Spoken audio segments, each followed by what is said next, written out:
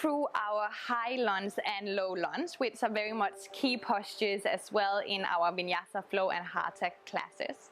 So we will start in Tadasana, and then from here we're going to come into our Uttanasana. So once you're ready, Lala, you can start with extending the arms up and exhaling as you slowly start folding forward, coming into a forward fold. Then from here you're going to take a big step back with your right foot to set up for our lunge posture. So here really pay attention to that the feet are on 2 tracks, and there's different variations here, but the variation we're going to start with is our high lunge. So on the next inhale you can extend the arms all the way up. So the feet are on 2 tracks. The pelvis is neutral and the back leg is strong and active. And here you can imagine that you're pressing the heel against a wall. So the heel is stacked right over the toes and the leg is straight. Pelvis is neutral, and here it's really important that we don't arch the back. So again, think Tadasana alignment, that you're tucking the tailbone under, you're bringing the belly in as you're engaging the core, and you're softening the ribs. We want the front thigh to be parallel to the floor, and we want to have a 90-degree in between the thigh and the calf. We want the knee to be in line more or less with the second toe as well. So coming from Tadasana, you're going to extend the arms all the way up,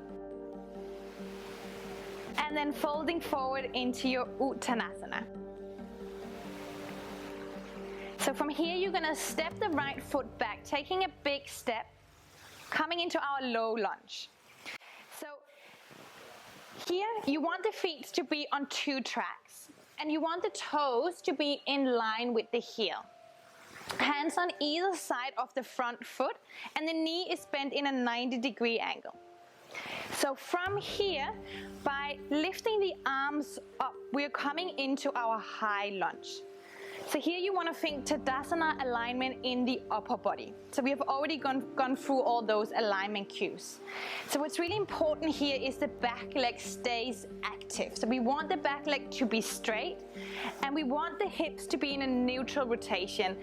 And by that, having the feet on 2 tracks. The feet are in a hip width distance apart, and the front thigh is parallel to the mat. And again, we have this 90-degree angle. We want the knee to be in line with the second toe. So from here, there is a lot of different variations. So you can lower the back knee down, and here you can either choose to have the toes tucked under, which can help protect the knee, or you can untuck them. Up to you. Again, different traditions will teach this in different ways. So here you have a lot of different arm variations as well. You can also lower the arms down, having them on either side of the front foot, as we did before, but just with the knee lifted.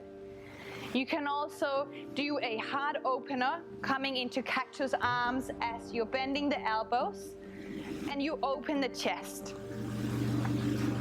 You can do the variation where you have the hands interlaced behind the back. And you can also have the hands in prayer in front of the heart. And this is just a few of the variations, the arm variations that you can do here. There is a lot more than what I'm demonstrating right now. So in our lunge postures, it's really important to focus on the alignment of the hips. So here we want to bring the back hip forward and the front hip back. And by doing that, we bring the hips into a neutral rotation. Barrier 1, Virabhadrasana 1. So coming into it, you're going to start with stepping your right foot back, coming into our lunge posture. And here you can extend the arms up. Okay. So from here, Lala is going to turn the back heel down so that we have heel to heel alignment. So if you were to draw a line from the front heel, it would line up exactly with the back heel. We want the back foot to be in a slightly internal rotation, so 45 degree. You will also see some teachers that teaches that the pinky edge of the foot is parallel to the short edge of the mat.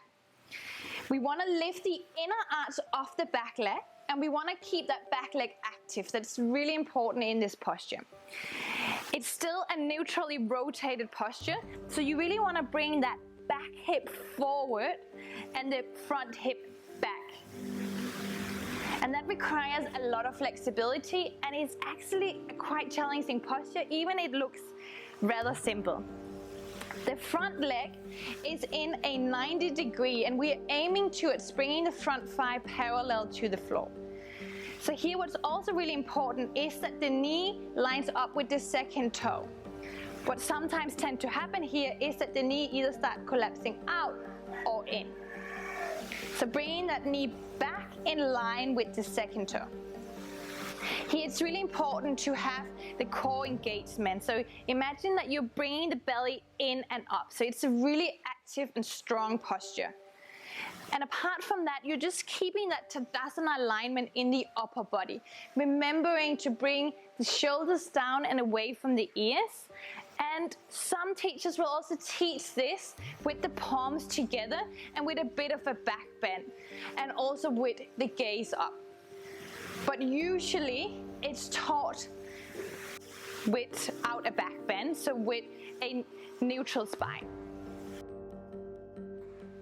So coming into our warrior free, our VIRABHADRASANA free, one transition is coming from your lunge posture. So from here, you can slowly start with just bringing a bit of weight into the front foot, and then slowly shorten the stand by bringing the back foot in a little bit closer. Now finding your drishti, your non-moving point in front of you, and then slowly finding your balance as you bend the front knee, you lift the back leg, and you bring the leg up in a straight line with the spine. Here we want the toes to be pointing down, so we have a neutral rotation in the back leg, which is really, really important because that keeps the pelvis neutral. So you can lift the upper body up a little bit, Lala. A few different options here. One is bringing the hands in front of your heart into Samasthiti or prayer hands. You can also have the arms by your side. Or you can come into the arms extended in front of you. So here it's the same alignment as in your Utthita Hastasana in Tadasana. So in our warrior tree, we want to find the danda, which is from the bump of the back of the head and all the way down to the heel. So here we're looking for a straight line. Sometimes your students will tend to have the leg too low or lift it too high.